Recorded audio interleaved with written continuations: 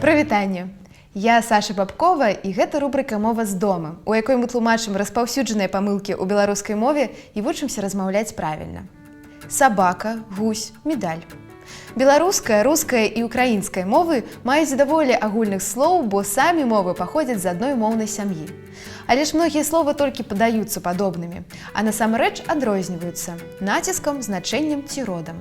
Памятай, назоўнікі медаль, стэп, цень, сабака, боль, яблык, капыт, палын, надпіс, насып мужчынскага роду, жырафа, гусь і таполя жаночага.